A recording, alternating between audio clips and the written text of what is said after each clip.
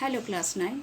Today's topic is about the Great Depression of 1929 and its impact in the USA and the contemporary Europe. A tremendous economic growth was seen in America after the First World War. The causes were new scientific invention, a rapid growth of production in the field of manufacturing, automobiles and film industry. Technological efficiency was the key behind this success. The other two causes were increase in sales and increase in purchasing power. The Americans believed that there would be no end to the tide of rising prosperity.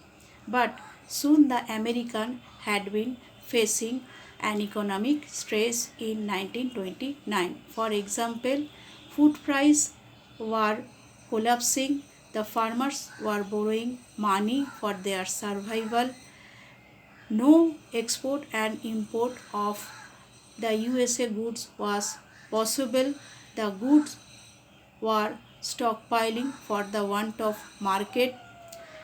Industrial weaknesses led to large scale of unemployment.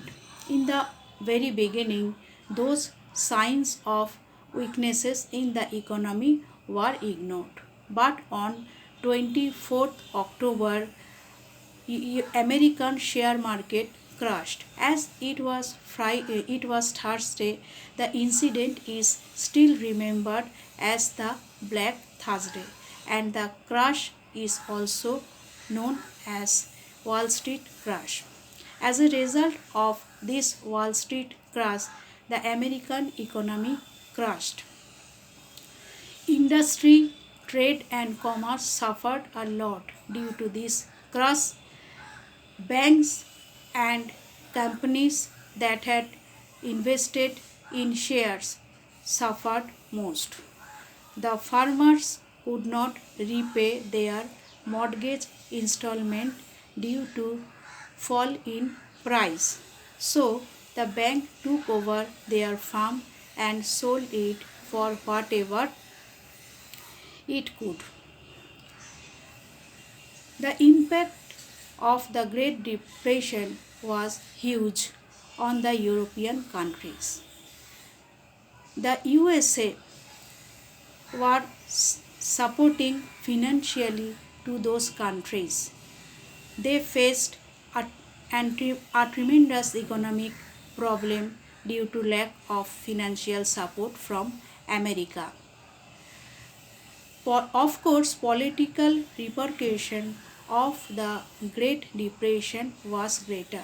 Many European governments were overthrown as they were unable to fulfill the public demand. Many political leaders and parties rose and fell. None of them using the democratic methods was able to solve the problem of poverty and unemployment. In this situation, Herbert C. Hoover, the then President of America, persuaded the European power to accept a moratorium on all VAT debts and reparation payments to the defeated powers. This was known as Hoover Moratorium. This was supposed to last for 1 year, but actually the payments never resumed. The topic is over. Thank you.